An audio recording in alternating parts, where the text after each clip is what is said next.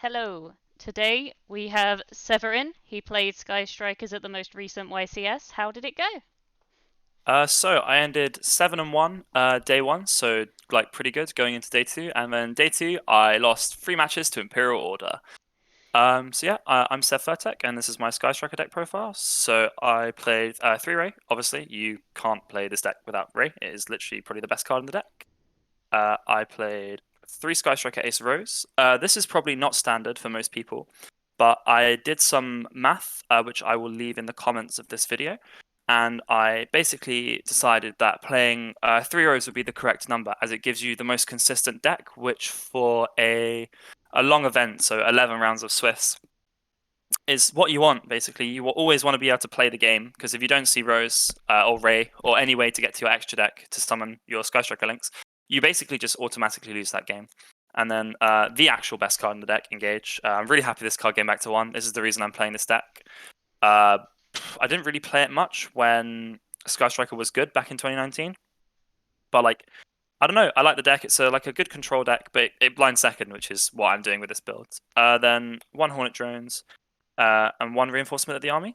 So these are your nine like sure ways to get to your extra deck. So these cards will always get you to extra deck pretty much, providing your opponent doesn't interrupt them.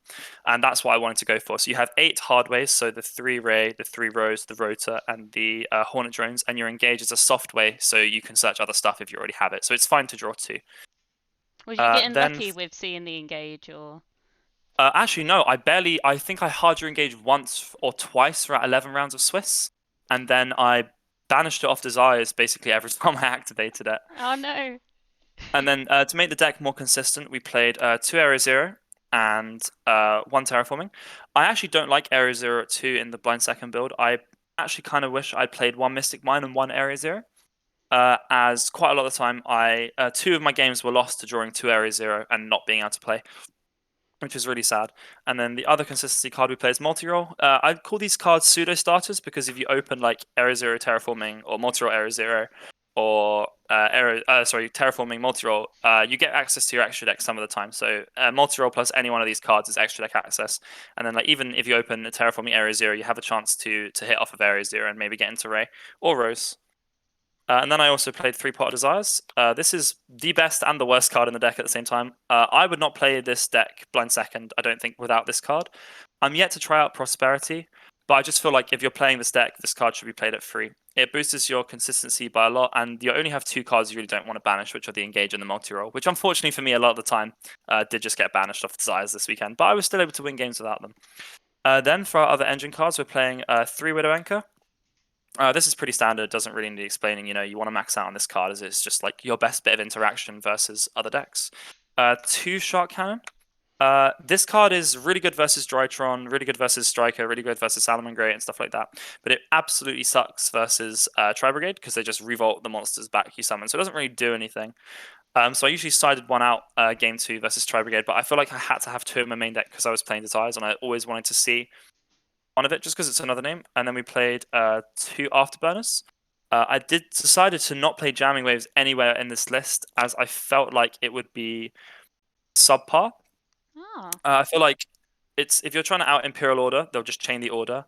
With Tri Brigade Revolt, they'll just chain the Revolt. And it just doesn't really hit anything. Like the things the deck worries about. Sure, it hits like Solemn Strike, but like realistically, I don't know. I don't think hitting 1 strike versus a deck that's just setting back crews is going to win you the game. And then for our last bit of engine, we played 1 Eagle Booster. This card was really good actually. I kind of in some ways wish I played 2, but I would struggle to find the deck space. This card is searched when you sort of break a board or stop them from making a board, and you have to not die the next turn. You can sort of just send this off Hayate, add it back with Kagari, set it, and then end phase Shizuku add engage, and just hope you don't die. So you get to use engage the next turn. Awesome.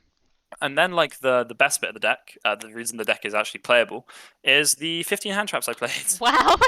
That's so many. So Ghost Spell, I feel like this one is probably the most impactful on the format, as it's so broken versus Tri Brigade because like you can just Widow Anchor the Appaloosa to negate it, and then like they go end phase revolt, you just go Chain Bell, and suddenly they have no follow up for the next turn. And if you have like a Widow Anchor set, they struggle to play the next turn. 3 Ash, this is like I don't actually like this card that much, but I just feel like My main deck was basically just built to blind second versus any deck, and so is my side deck. But I felt like in my main deck I should have the most general cards that sort of hit everything. So no matter what I play against, I have a chance of winning game one. And Ash is sort of just one of those cards. It hits everything, but it's not great versus like any one deck specifically. Then I played 3 Nibiru. This was a metacal. I expected in the earlier rounds a lot of players just to be playing into it. It's not even a metacal, really.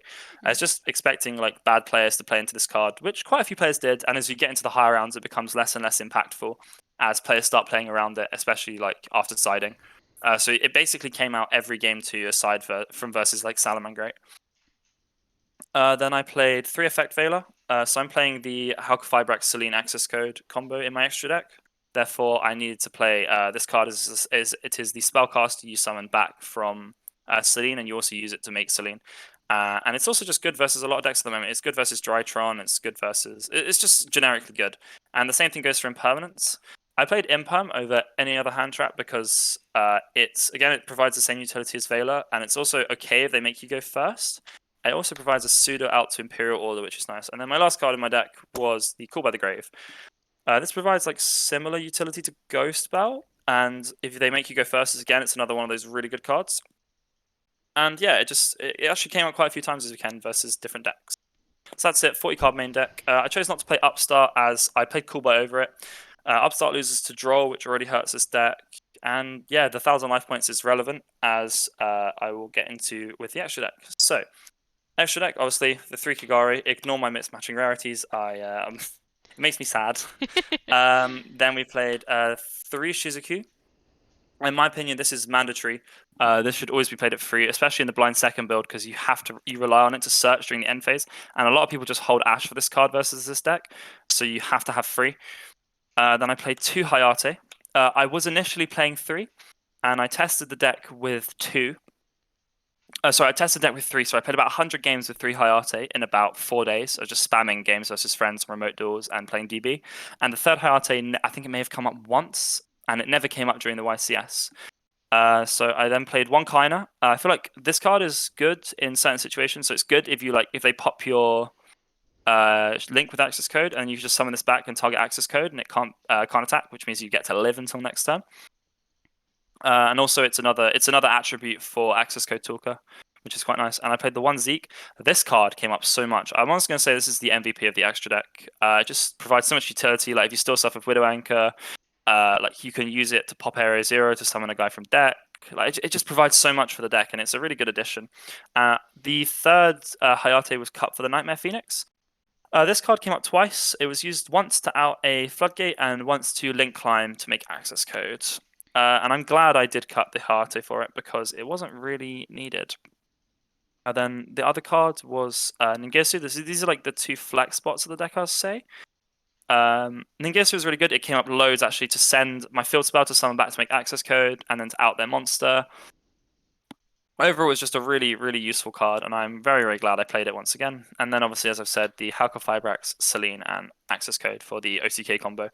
So the reason you played only the 2 Hayate is because you only need to poke twice to get them into death with that access code range, because access code will be on 5300. So you just poke twice for 15, and then you can just access code them on like turn 6, I think.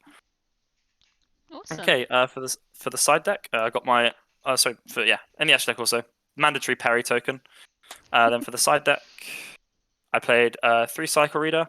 This card is insane versus Drytron, especially for Star Striker, because it's like a 2 for 1 a lot of the time. So like, they'll go affecting Grave, tributing 1 from hand, and you Cycle Reader them both, and then suddenly they lost the resource that they tributed, so they don't get that effect. They can't, like, if they tribute a Ben 10, it's just such massive value because they no longer have the Ben 10, and they've used the affecting Grave, or used one of the effect of the Drytron, and they don't get the summon, which is like huge versus that deck. The only reason I won my Drytron matchup in Swiss is because I drew this card game 2 and 3. I had a Shark Cannon set, and I Shark Cannon his Ben 10. He chained Bell, and I chained Cycle Reader to the one he activated, and and the Ben 10, and then I then Area Zeroed and hit Ray the next turn, and he scooped.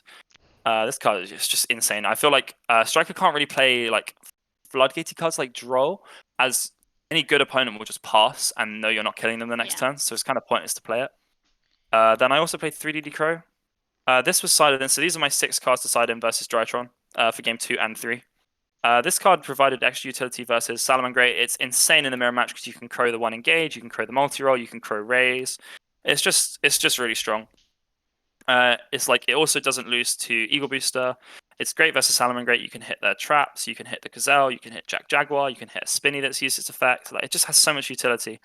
And it covered it covered Drytron, which is like the main reason for it, but it's also had other applications, which is why I chose to side it.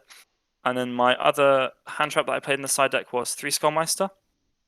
This has good applications versus some of the deck's hardest matchups. So it's really good versus Prank Kids. It basically provides the same utility as Ash, because if they go normal or Prank Kid, make Link, and then that effect, you can chain Skullmeister, and if they don't have another way to put a monster on board, that sort of just ends their turn, which is like really insane. It's also good versus Virtual World because you can hit the Qinglong Engrave to summon, to search, which is like again, it just hurts the deck. It's kind of like another Ash really versus those decks. Um, can't really think of anything else on the spot what I sided inverse against, but I definitely sided in a lot, and it did come up. And then I played just 6 cards for back row hate. Oh, these are not ordered. Whoopsie. Oh no. I played 3 Cosmic and 3 Twin. These cards were basically sided in versus like any control deck game 2. So like if sided in versus Salad, I chose to not side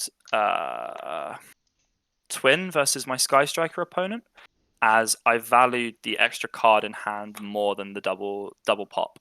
Because a lot of the time, like I don't know, I've basically just sided in crows and cyclones, and that worked enough for me. I did 2-0 my striker mirror, but yeah, versus like Tri Brigade, I'll just side in D6, side out 3 Nibiru, because basically all my Tri Brigade opponents were pretty good. They just played around Nibiru game 1. I was like, well, there's no point having this in my main deck game 2 because they'll just play around it. So Okay. yeah, that was my list. Have you got any questions for me? Yes. Were there any decks that you consistently lost to? Were there any decks that surprised you? So I would say the deck that well, in testing and in the tournament, the deck that I lost to just outright was just Virtual World.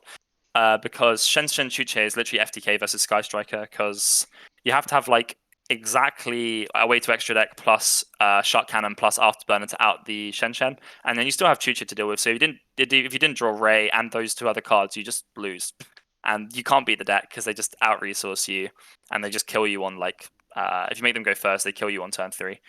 Another deck that was really hard for this deck to play versus was Prank Kids, because a lot of the time they didn't play into Nibiru, and them just being able to like pop everything is pretty annoying. I did beat my one Prank Kids opponent, but he did misplay a little bit, so I feel like that is probably the reason why I won the game 1. Okay, and is there anything else that you feel maybe worth that you might change or add, or are you pretty happy with the list as it is now? I feel like I only did like 4 days of testing for the list, so I feel like it might be worth trying out 1 copy of Mystic Mine in the main deck, maybe instead of the second Area Zero. Um, Maybe I would test Prosperity if I had them, and possibly Phantasme, but I don't think I would play Phantasme and Imperm in the list, so I'd want to. I'd sort of change things around a bit, but yeah, overall, I was really happy with the list and the amount of time I spent building it and testing it. I feel like I did pretty well, and also this is my first time taking Sky Striker to a big event. Yeah, So yeah, definitely. You did really well. Do you have any shout outs? yeah. So I'd like to shout out my sponsor, RJ Cards and Supplies. They provided me with lots of cards for this event, so thank you to them. Server Free for the YCS for being the best server. I'll never forget you guys. You guys are brilliant. Shout out to Giles for being my testing partner. We played probably 50 games throughout the few days that we tested, and yeah, he gave me a really good knowledge of the Tri Brigade matchup. And just shout out to everyone else who helped me test in theory and sort of helped me come up with my list, because it wasn't just me. You guys also helped me out too. So yeah, thank you very much, and thank you to you for having me on the channel. All right, thank you for the deck list. All right, bye.